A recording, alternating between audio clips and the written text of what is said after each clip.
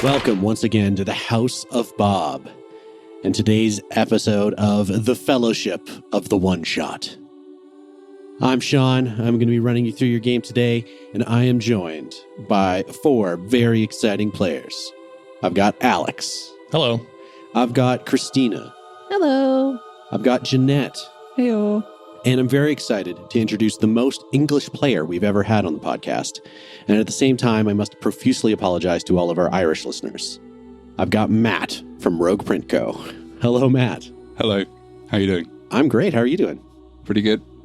Good. So Matt joins us from the depths of Instagram, where I follow him and click heart on most of the Sopranos memes that he posts. Matt, we connected because you're doing something very exciting this October. What are you up to?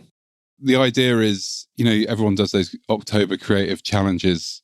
Like Inktober is the one I think that started it all off. Over the last couple of years, played around with doing one.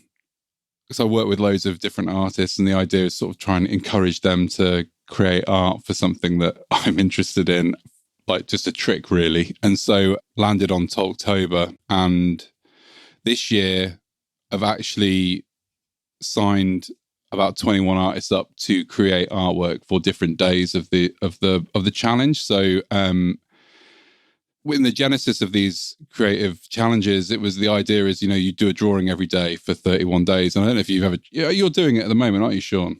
I'm doing the usual Jake Parker Inktober. And how do you find it as an exercise? It's super fun. I love that it gets me drawing every day. It's hard to get every day though. And I've limited myself to Post-it note size drawings this year. Cool. I found it when I did it, I found it really stressful. I set myself a target of an hour, and I set myself a medium of just like digital collage, like in Photoshop, just with textures. It sort of drove me crazy. And so the thing I like about the way I've done it this year is that it's kind of baked into it is the idea that you don't need to do every day to be involved. Like you could just do one day if you wanted. Cool. And also you could do 0 days and just see all these great artists create art, Tolkien related Lord of the Rings art, basically. So from a spectator point of view, for me, it's great. And yes, that's what we're doing. And we're going to put together a little book with everything in at the end of the month. But again, it's all just for fun. It's just like a fun thing to do. That's awesome. It's super fun to see everything that's been posted every morning. I go through the Talktober Instagram reel, and I think today was the Eagles. The Dark Lord. Oh, today was the Dark Lord. Yesterday was the Eagles. Yes, so the Dark Lord. So everybody's Sauron artwork this morning. Yeah. It's super fun to see. I mean, it feels like a bit of a cheat. Like, so when I spoke to all the artists, a lot of them we've talked about Lord of the Rings in the past because it's something that I'm really into and I've done shirts for before, and I've realized that they're into it. So when I approached them, it was pretty confident that they'd be, if they had the time, they'd be up for it. And so I would ask them to give me a list of possible prompts so that I could kind of curate the list a little bit and make sure it's not just like the Witch King 20 times or something, Right. And that was the most fun, like, because you got these art, like Lee Gaitlin, for instance, he did Nazgul the other day, and he gave me the absolute best list. Like, it was so cool. And I asked everyone for like 2 or 3, and he gave me like 6, and had like Dead Man of Dunharrow. It was the best list. I kind of wanted to see them all, and I had to just pick one. And I was like, I kind of need to see what his Nazgul looks like, because that's crazy. Awesome. I'd say to my wife, I'm going to work now. But this month, it's just fun. That's fantastic. Today we are going to be playing the Lord of the Rings RPG put out by Free League Publishing. It's called The One Ring. And I think that it does a really good job of setting up a system to evoke Tolkien-ish fantasy. I find that Dungeons & Dragons is much different. It's not really Tolkien, even though everybody says it's inspired by Lord of the Rings. So we're going to see what this is like, and if we like it, we're really excited to have you here with us. So why don't we get started? I'm Alex. I'm playing Tomten, the dwarf. I'm Cristina, and I'm playing Ada Bigtoe, the Hobbit. I'm Janette, and I'm playing Timmalee Chantafoot, the Hobbit. I'm going to ruin it now because I've only just opened up my sheet and I've not given myself a name. Yeah. On the spot. Make it on the spot. I'm Matt, and I'm playing Matt, the Hobbit. Mattison. Matt Mattison, the Hobbit. There we go. Leaning into it. Lovely. All right.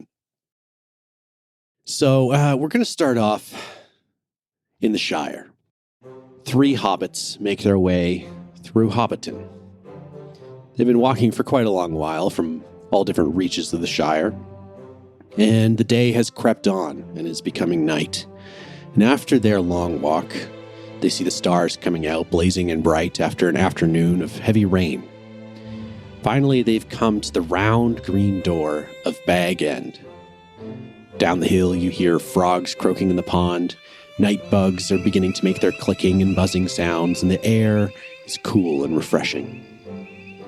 You stand there on the welcome mat of Bag End, and you find yourself surrounded by distant relations. The 3 of you, Matt, Ada, and Timmalee, look at each other. And maybe give me like one physical characteristic about your hobbit that helps you stand out from the usual crowd. Timmalee has flat hair. Most hobbits have curly, wild hair. Hers is kind of flat and like sticks to her face. Okay. Ada, she comes from the big toes. So yes, all her toes are actually much larger than her actual foot size. Disproportionately large toes. Yes, disproportionately large toes. Love it. Matt comes from one of the hobbit clans that's actually capable of growing like a tiny bit of facial hair. And so he proudly has the lightest mustache you've ever seen. It's one contest, I'm sure. It seems as though the 3 of you have together been summoned to the home of Bilbo Baggins. You stand there before this big green door. You can hear some rustling and clanging of maybe teapots or cookware inside. What do you do?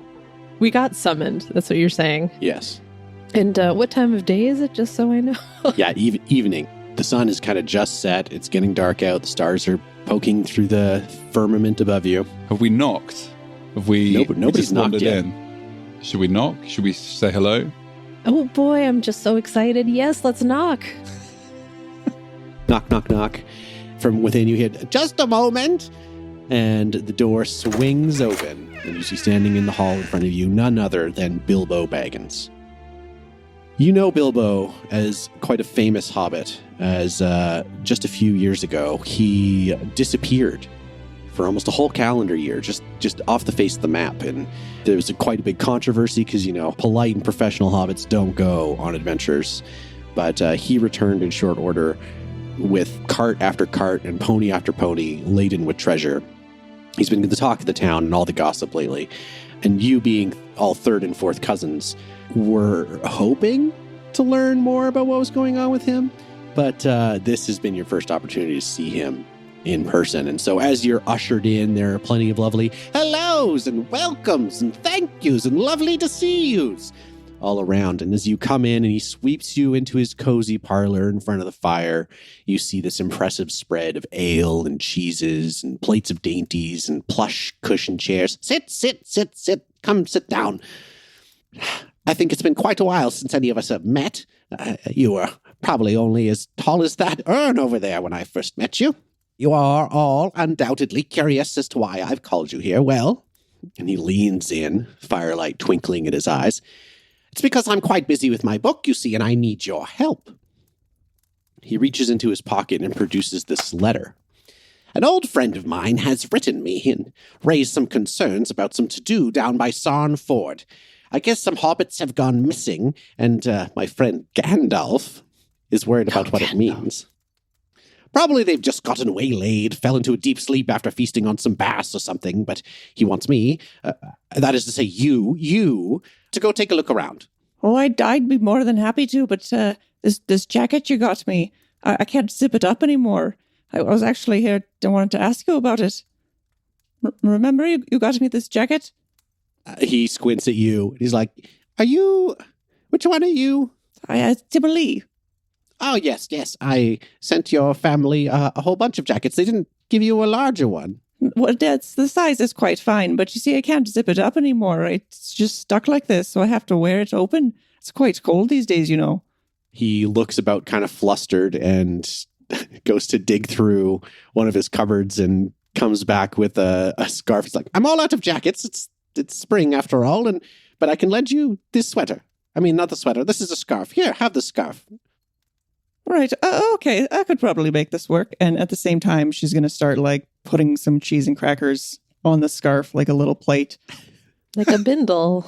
Anyways, he's like looking around the room and he pulls out a pipe and he starts stuffing it. He's just trying to remember his train of thought and he's looking around and then he's patting his pockets. Where did I leave my... And you can see that he's trying to search for something to light his tobacco with. Or his weed, his halfling weed. Can I like do like a Zippo trick and just just light his pipe for him, but really smooth? So Matt leans out with his flint and tinder and lights Bilbo's weed. Oh, thank you, my boy. And he puffs a little bit on the pipe. Oh yes, I remember now. Anyways, there's those missing folks down by Sarn Ford. You'll all have to go down because I'm much too busy writing my book. But I told Gandalf that I'd put my best men and ladies on it, so it'll be you. And then a knock comes at the door. Oh, yes, of course, that's the other one. And he runs out, opens the door, and in steps a dwarf. Alex, would you describe this dwarf? His name's Tomten. Tomten is, by dwarf standards, he's like a stout little dwarf. But, compared to a bunch of hobbits, he's a pretty big guy. He's got long, curly white hair and a big, curly white beard. You can see he's probably had a snack on his way over because there's like a bunch of crumbs in his beard and he's got rosy cheeks. And he bellows into the house. Ho, ho, ho! Hello, Bilbo! Hello. Oh, yes. Hello. It's great Hello. to see you. You as well, Tom. Please, come in. The others are here, and they're ready for you. Oh. As Gandalf explained in his letter, we're needing you to take these hobbits down. They'll show you the land, and they'll show you where you have to kind of get set up and help to look for these people that Gandalf's worried about. Bilbo introduces this dwarf to the three of you. I don't know, is this the first time you've ever seen a dwarf, or have you met any of Bilbo's wayward friends before? Probably Timmalee's first. She's very excited. Definitely Ada has never seen a dwarf before. She's from the lower lands, so this is all new fancy stuff to her. Although she is tittering and pointing at Matt, being like, they're related. She whispers. Can Tomten sort of see in these hobbits' eyes that they're a bit, put back by seeing a dwarf? Bigoted. A bit bigoted. Wow. Oh, no. I've only heard of dwarves being quite rough, so. Wow. Can I sort of see in their eyes that they've, maybe never seen a dwarf before? Or what's the vibe that I'm getting in this room right now? I'm getting the sense that this is brand new for all of them. So maybe there is that sense of like wonder and surprise in their faces. Well, Tomten loves to meet new people, hobbits included. He loves to meet new people and new hobbits and goes, oh, am I the first dwarf you've met? I'm just nodding. Yes. Yep. Well, you're in for quite a treat. We dwarves love many of the same things as hobbits. We love having bare feet. We love snacks. And I hear that many of you love treasure. I think we're going to get along famously. Does Tomten have bare feet? No, but, he's known when the weather's He's nice. a liar. Get him. I had to walk all the way here. It's true. It's true what they say. They're liars. We like to put our feet up and take our socks off. Who doesn't? I personally don't, but who doesn't? Just not Alex. He does have a point. There's money involved? Oh, well, if you come across any treasure, you're more than welcome to it. You could say that I'm trying to iron out really who finds their way into my will, perhaps. This would, of course, be a favor to me. And, Gandalf is also involved, so there's always something interesting happening when the wizard's involved. So Tomten gives him a bit of a nudge and says, Bilbo, you sounded a lot more ironed in your letter than it does here. I'm doing what I can. Anyways, I have to work on my book. I'll have the four of you stay here for this evening because we can't very well send you out in the dark. But you'll have to set off south tomorrow to Sarn Ford. There's a tower there in the foothills south of Ered Luin. Travelers come back and forth that way, kind of as a shortcut to the Greenway all the time. But as I said, Gandalf is worried that some people have gone missing. Do you have any questions? Who exactly went missing? I don't know, some hobbits or something. So we should just look for hobbits? What kind of hobbits, though? Where are they from? Lost hobbits. Do we just ask them? We're just walking around the Shire looking for hobbits. Pointing at them, are you lost? Is that what's happening here? Perhaps we could wear signs on our shirts. Are you lost? Come talk to me, type of thing. Fine. Let me pull out the letter again. He riffles through it, scanning back and forth. He's like, it doesn't make sense to me very much. He says there's a eerie blue light seen off in the distance from Sarn Ford, like a shining star above the river mists. It's very poetic. He really writes far too much. But he says that several dark folk have been seen about, and that good folk hobbits have been disappearing. All right, so we're looking for disappeared hobbits. Yes, I assume perhaps tracks will end in the middle of nowhere or something like that. Well, that all sounds kind of magical. Yes, well, in that case, you better all eat up and regain your strength before the morning. It sounds dangerous. Oh, that's why you have a dwarf with you. Tomten gives Matt the Hobbit a little bit of a side hug and says, "You'll be fine, little guy. Stick with me. We'll have a great time." So question, just out of character curiosity, are you actually bigger than us? Because hobbits and dwarves can be the same size. A good 4 inches. So, oh my God, you're so tall. I'm a huge guy. Next to Gandalf, you're the tallest person I've ever seen then. So I'm like... Yeah, and it's kind of nice being around all these hobbits because usually I'm the shortest dwarf among my friends. So it's nice. It's nice to be around little folk. So it's okay if you talk down to us, I guess. No, it's not talking down. It's just lifting your spirits. And then you're so short that I have to do a lot of lifting. So just directing your voice downwards. Yeah. Yeah, I want to make sure you can hear me okay. I meant physically talking down to us. I don't want my kind, jolly words to just drift right over your heads. So okay. All right, well, I'm ready. Where do we sleep? He shows you to a variety of guest rooms throughout Bag's End. All of them are dutifully appointed and cozy with their own little fireplaces and cozy blankets that appear to be hand-knitted by the most caring of hobbit hands. And you all have a sound sleep full of cheese and beer. Wait, before we go to sleep, I whisper to Ada and Matt, I heard that he's having trouble writing his book. Good night. And I gasp at this gossip. In the morning, after a good 2 breakfasts, you prepare to set off. Is there anything in particular that your character would do before taking a journey beyond the borders of Hobbiton? Definitely taking a quick look around Bilbo's house for some cookies for the road. You find okay. That's there's so 3 different kinds of cookies. I fill my pockets with cookies. Ada is going to ask, Mr. Baggins, I mean, you're the only one who's really been outside the Shire. Do you maybe have a map of where we're going? Or I don't know. I've heard of maps. I assume that's something that adventurers have. You're hardly going beyond the edge of the Shire.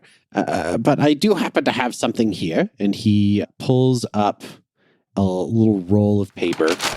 So you can see here a rough map of the Shire. And you see Hobbiton to the north there, the water flowing around it over towards the Brandywine Bridge to the east. You can see Mickle Delving over to the west, and a road that winds around south of Hobbiton until it comes to a bridge over Sarn Ford. You see, too, that you could go the other way. You could go east through Brandywine Bridge, over to Bree, and then south along the Greenway, although that would take you probably a little while longer, and it does wrap around the Barrow Downs, which is a part of the forest just outside the Shire that you've never been to, but have heard is quite terrifying and filled with creepy old tombs and crypts. So he says, as he lays this map in front of you, I suspected that you would go to the south, being that the land that you messengers know, but as you see, there's a couple different paths you could take. You could even hoof it over the pasture land through the Shire if you wish. Now, when you say that there's crypts and tombs and stuff, is it a common place for treasure hunters to go? Is there rumors of treasure that we might want to, just on the way? Probably there's some old artifacts of the manfolk hidden abouts in there, but not anywhere that a self-respecting hobbit would go. What about 3 self-respecting hobbits and a strong dwarven friend? Huh? And gives the 3 of you one at a time, kind of elbows you in the shoulders. Ada looks so scared right now. So, anyways, yeah, these are the options laid out before you. Here's a map. You have to get to Sanford. What route do you think you would take? So, this is part of the journey element of the One Ring. Whenever you set out on an adventure, you choose the path you expect to follow. We would actually be picking the route through these hexes that you decide to go. And depending on how many hexes that you're going through, whether you're taking a short route or a long route, there's some chances for some events to happen along the way. Well, I feel like going south is the safe way, but we're looking for lost hobbits, so they probably didn't take the safe way. Otherwise, they wouldn't be lost. Exactly. When we're traveling, obviously as the crow flies, the quickest way would be through the woods, and that would probably be less hexes, but is it slower going because we're not on the road? More dangerous. Yeah, so these middle hexes right here underneath the road just south of Hobbiton, so 2 hexes south of Hobbiton, the forests there would be a little slower going, but once you're through to the other farm and marshland, it would probably be quicker again. We could probably take like a little boat or something right down the river. That would be faster. Are you so crazy? If we went to like Brandywine Bridge and then took like a little raft down. I mean, are you crazy? Hobbits on a boat? I've never heard of anything more absurd. Yeah. They're not really river folky, are they? I think Timmalee would be happy to defer and give this decision to Tomten. Yep, it's Tomten. Yep. Tomten. Yeah, I mean, you're the only one who's really been outside the Shire. I think that's why, yeah. But he's relying on your knowledge of the Shire right now. You folk are really the locals. I'm a bit nervous that he just wants to go dungeon crawling, though. That's true. Yeah, but why did Bilbo write to me for help with this? Probably because you were available. That would be my assumption. Wow. He didn't know he was available when he wrote the letter. So You were the only one that answered. wow. Glowing son of Oin was not available. Tomten, makes his case. Like was said, if the safe road were safe, then, these hobbits wouldn't have gone missing, right? And this is a big ask that Bilbo is making of us. And I know that, these little hobbits, they love to do what a famous hobbit asks of them, but what's in it for them? And if we find some treasure along the way, Tomten promises very close to equal shares, certainly relative to body mass. So, and we're pretty close in size, so it'll be close to an equal share for the hobbits. That sounds a little bit like math, but I think it makes sense. Math does make sense. Yep. Well, that's good, yes. I think that makes sense to me, right? If they went down the safe path and now they're missing, it's probably not the safe path. Yeah, Ada's nodding like, I mean, this makes sense to me. I don't know. This all seems very scary.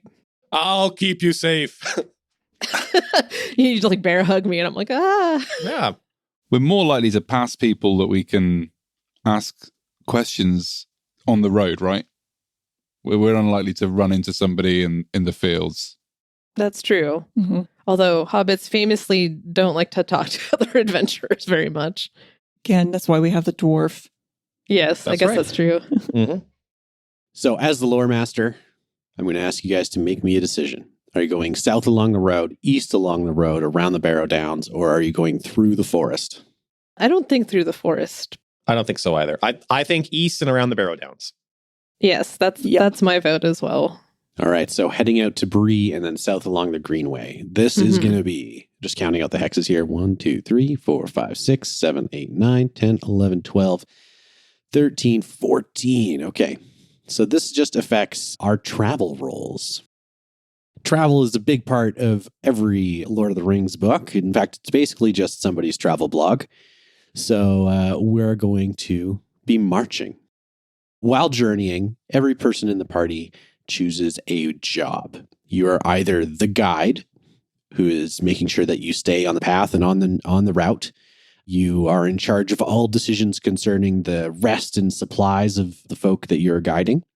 You could be a hunter in charge of finding food in the wild. That's not just hunting, but also foraging. Oh, okay. You could be the lookout who's in charge of keeping watch.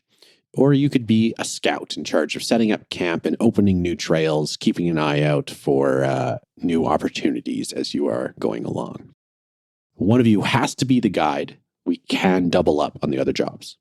Tomten says that it was his idea to take this route, and he knows his way outside of the Shire, so it's only fair to the little hobbits is that he guide them. So he steps up. He's gonna be the guide for this adventure. Okay. Ada is very experienced at foraging in general, so that's good. Never in this area, but at least maybe she can pick out what not to eat. Okay. And Tomten has spare cookies if you don't find anything good. Wonderful. Could forge those. Yeah, I forged them from your pocket. Look, I found these cookies. I think Scout, for me, I feel like, are we applying any of the skills that we have in our character sheet? Like, because I have some proficiency in stealth. Depending Okay. on what we roll for events. So we shall see. Okay. And that leaves lookout if you want to be lookout, Matt. Yeah, that's what I was thinking anyway. So All right. sounds good. Perfect. So to start off our journey, the guide of the company must make a marching test and roll travel. So in the One Ring, we are playing a game that is played primarily with D12s and D6s. So Alex, you have 3 skill ranks in travel, which means you're going to roll a D12 and 3 D6s.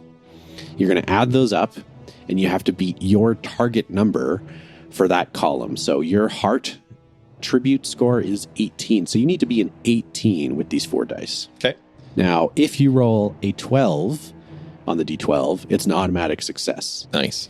If you roll an 11, that is the Eye of the Dark Lord, and you automatically count that as a 0. Yikes. And that'll apply to all D12 rolls. So 12 is always the Gandalf rune. It is an automatic success.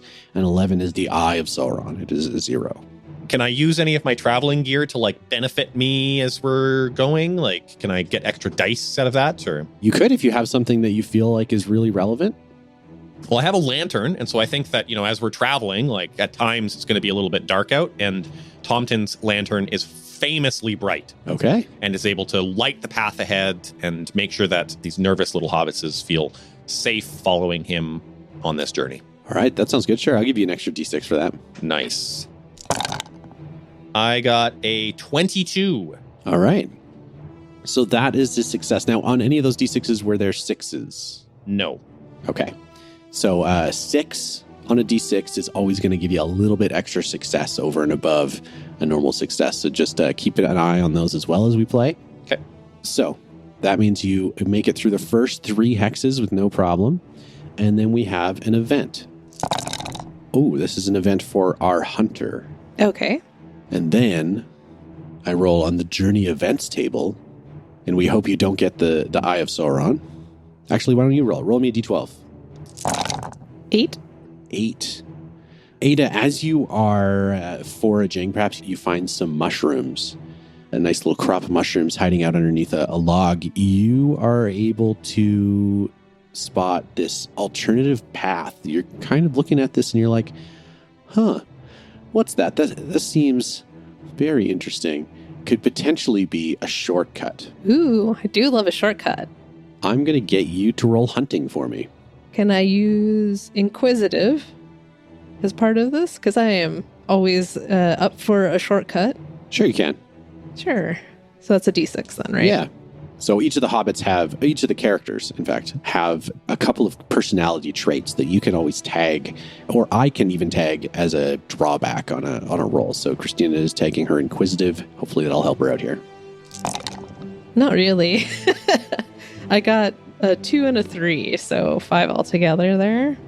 All right, so you end up exploring down this route a little ways. You go maybe a half hour down that direction, and it's just not panning out for you. You end up returning to the party, and everybody is going to gain a fatigue point. Oh. What? But I didn't even go anywhere. Just the natural wear and tear of being on the road has built up to the point where you're starting to feel a little tired. You're sleeping outdoors. You're not getting your regular amount of food. You get a fatigue point.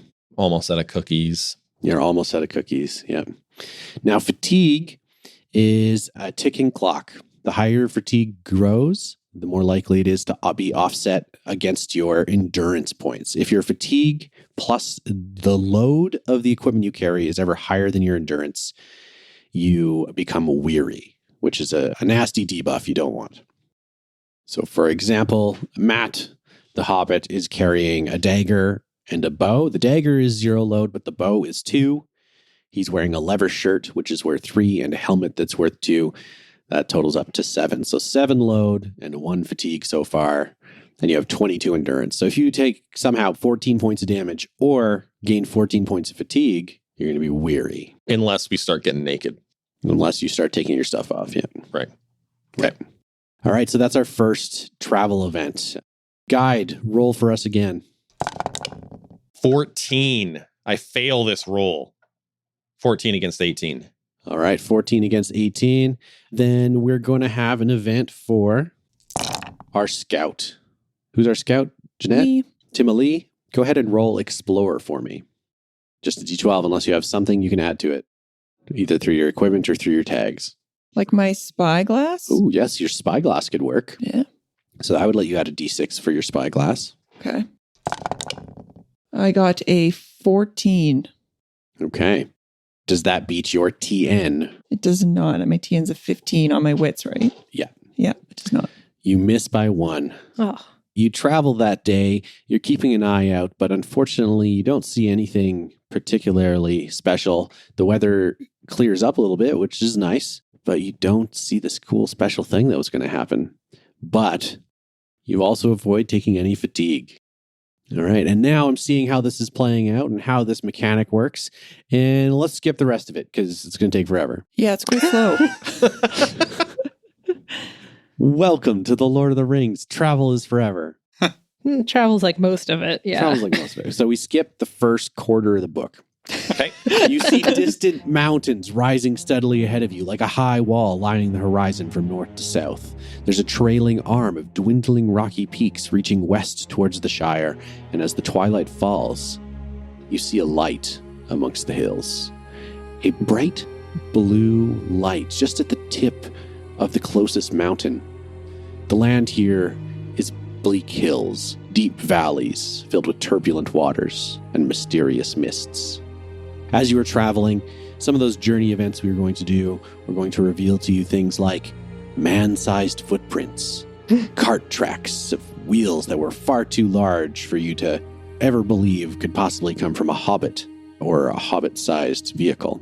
You even find the remains of hobbit accoutrements, a small scarf, a hat, a half-eaten breakfast.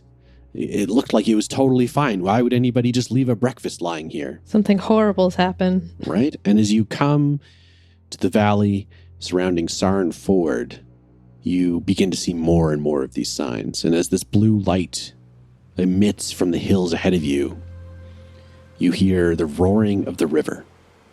What do you guys think of this creepy light? Does it spark fear in a hobbit's heart, or does it inspire you to new and adventurous heights? I think we should go back. It's too late to go back. But you saw that half-eaten breakfast? Why would anybody do that? There's something terribly wrong here. And the hat, it's cold. This land is cursed. One thing to keep in mind about half-eaten breakfasts is it means there's half a breakfast for you to eat. Yes, that's good and all, and I definitely will eat it. But I don't know. What if the cart is picking up the hobbits and taking it towards the blue light, and they're just getting sucked into another world? Then we're going to find all the hobbits at once. It'll be an easy journey. We'll get our treasure and lots of snacks. Right away. No problem. She just starts eating the breakfast and looking around nervously. Yeah, Ada is also very scared, but she's going to, at least, I don't know, see where the man prints are heading towards. Right. What about Matt the Hobbit? Matt Mattison. I can't really make sense of it. I think that we've come all this way. We've got to investigate the light. I suppose I'm trying to act as though I'm up for it when I'm maybe feeling a bit poo in my pants. A strange smell emits from the party. As you follow these man tracks you see descending through the forest. As you tuck yourself through bramble and thornbush, you see it appears as though some large men have been moving through here recently. Their clumsy and cumbersome boots have trampled some of the plants and broken some of the branches, and it's easier to follow this track than you maybe would have suspected ne'er-do-wells would have left behind anyways. Eventually you come up to this ravine, and down a steep incline you spot a small clearing at the edge of a chasm, whereupon is built a campfire ring, and you see a pot for cooking. 3 men stand or sit about the camp, munching on their dinner. Just beyond them, you see a dark entrance to a cave, its edges rough and well hidden amongst the walls of the ravine. What do you do? Knowing that these hobbits have never been on a proper adventure, Tomten holds his arms out, like when you're braking really fast in a car and you have to keep someone from hitting their head on the dash. Don't stop me. Yeah, we're stopping the hobbits, and he holds his hand up to his face to let them know to shush a little bit. Says, "We need to take a little scan of the area to make sure this is safe before we approach these men." So he wants to take a little peek around to make sure it's only, what was it, the 3 men you said? Right. Yeah, it was only the 3 men around because, three hobbits and a big, strong dwarf can probably take 3 men, worst case scenario. But Okay, so why don't you make a scan? Wait, do you want to use my spyglass? his eyebrows raise. A spyglass? It's a wonderful piece of treasure you've got. Yeah. All right, so we're unlocking You're going to lose another. it. We're unlocking another mechanic of the game here. In order for Janette's character Timmalee to help Tomten the dwarf with any roll, you must spend hope. So under heart, you have your number of hope. Whatever your current is, you -1 from that, and you are going to grant Alex an extra D6 by allowing him use of your stuff. Wow. All right, but my dying mother gave it to me, so I hope I get it back. Oh, I'll keep it very safe for you until the day I return it. Why don't you go ahead and roll that scan? Oh! One of my D12s, I rolled an 11, Oh. but I rolled a 12 on the other. Ooh. And also some other stuff. I rolled a 6 on one of my D6s, and I got a 28, including the 12. Wow. So, yeah. All right, so that 12 on your D12 is an automatic success. Great. You definitely are going to be able to find some additional stuff here. And your 6 on your D6 also gives you some extra information. Cool. Let's say you do this scan noiselessly without attracting any attention and see 2 things. Okay. First, you see that up above the cave, you're kind of still on this side of the ravine, but up above the cave, there's a really good vantage point that you could potentially use to help you ambush these enemies. And then you hear a voice from within the cave arguing with someone, and then like a bit of a scuffle. And then a minute or 2 later, another man walks out of the cave. He steps up to the first 3 and says, "I better watch out down there. She's unquiet tonight. Be alert." Seems like bad news. Tomten circles back around and fills in the hobbits on this information, so they're up to speed on what's going on. All right. What do you do? Should we go up on that cliff that you saw? Perhaps some of you should, to get a bit of a good view of the fun that Tomten's going to have interacting with these big old men. Do any of you have a bow? Do any of you? I've got a bow. I have a bow. I just have a spear. Okay, well, definitely the 2 hobbits with a bow should. I don't know. I like the idea of you jumping off with the spear and like 300. Like, Oh, yeah. That's pretty cool. That sounds horrible. That might look cool, but I don't think Ada's going to end up doing that. Yeah, that makes sense. The 2 bowmen go up top and I'll get your back, I guess. Okay. So the 2 bow-wielding hobbits are going to attempt to sneak or stealth their way over above the cave. So why don't you each roll me a stealth check? Oh, I'm good at stealth. So I got 15. Ooh, an exact success. I got 22, but I got 2 6s. Ooh. Okay. So with those Nice. extra 6s, I'll say that you are particularly well hidden. And you see that one of the men is standing very close to the edge of the ravine, just as a little piece of information. All right, with those 2 hobbits in position, Tomten and Ada, what do you do? How drunk do these men look? I would say that they look buzzed. Buzzed. Okay. And are they armed, or have they maybe, put down their swords and stuff for the evening while they're having a drink and a snack here? They look almost like they're setting watch, so they do have weapons close at hand. Okay. 2 of them have spears, 1 has a sword, and another has an axe. As well, you can see quite a few rocks and pebbles piled up around them, so they may have slings. Okay. Honestly, I'm thinking maybe Tomten should just wander in and say hello and, put up the, friendly dwarf act and ask if they're willing to share a flagon with him, and then suggest that Ada be ready to run in and trip these guys or something, being so short and and then being so tall. They'll never see it coming. All right. So this is going to be a little bit of a council. This is another mechanic in the game where it's kind of a setup for a social encounter.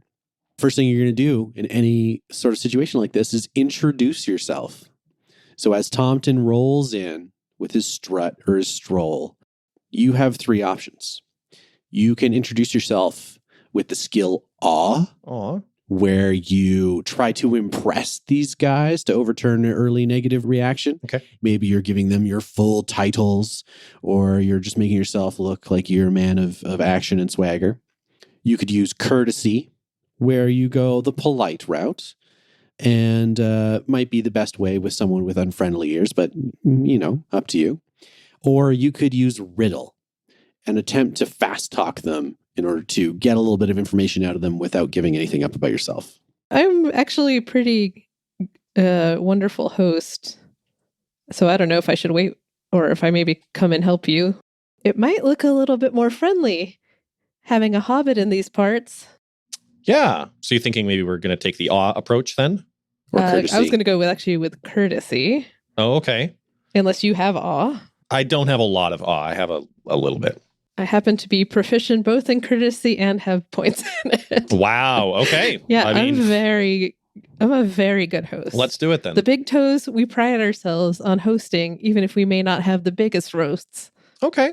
Well, Tomten checks and sees he's got a couple of, cookies left. It's mostly crumbs, but he's got a couple of Bilbo's cookies left. So maybe he can offer some cookies as part of that courtesy. And So who's taking the lead then? I guess I am then. Okay. And then we'll use Tomten's cookies as a boost die for you. yeah, and I'll be like 2 footsteps behind. Sounds good. So Tomten, spend a point of hope. Okay. Okay. So I get an extra D6. Ooh, well, the best is 12. Nice.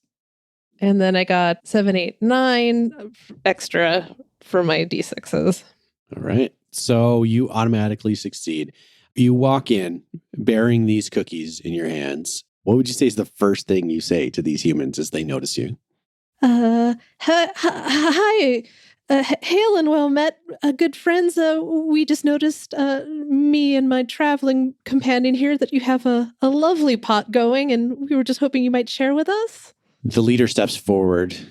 Those cookies look quite nice. Don't mind if I do. And he reaches out and munches on one while staring at the 2 of you. Not often we see a hobbit and a dwarf together out in the wilderness. I wonder, what are you doing out here? Tomten speaks up. Ho, ho, ho, fine gentlemen. We're treasure hunters. We haven't found our treasure yet, but from the smell of what you've got cooking, maybe we're about to. Yes, it smells delicious. Roll persuade with a minus 1d6. Who in this case? I think Tomten. Okay. Oh, fuck. Okay. Well, I guess there's a chance I could succeed if I roll a 12. So Okay. I rolled an 11. Oh no. That's the one you're not supposed to roll. So I guess I got a 0. Okay, so one of them stands as you are explaining this, and they see the stamp that Bilbo, this like token Hobbiton little cookie cutter stamp that he uses on his cookies. They're like, wait a second. Those are the same cookies we found on that other one. Yeah, you're from Hobbiton. You're one of those no-good do-gooders. I know who's going to want to talk to you. She's going to want to talk to you. Grab them. Uh-oh. And they reach out to grab you. And with that, we'll see you in 2 weeks.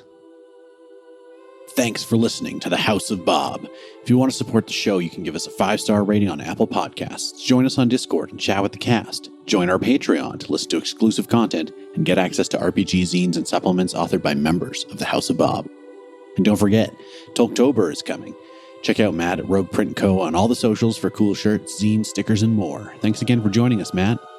Remember that the House of Bob is only possible thanks to the support of our patrons. From the bottom of our hearts, thank you so much. Audio production for this episode was by Astronomic Audio, and music was produced by Mike Hammock. Roll on. Bum, bum, bum. Oh no, I've been grabbed. Check. Are you good? I'm good. Yep. I'm never good, but I'm good. You're great. Thank you. You're Well doing done. great. Okay. Everybody's nodding at me and doing finger guns. So Yeah. I'm going to take that as I'm a ready. Yeah. Let's get I'm definitely ready. Let's start it. All right. Our dog is very upset that it's the middle of the day and we're playing RPGs. How dare you?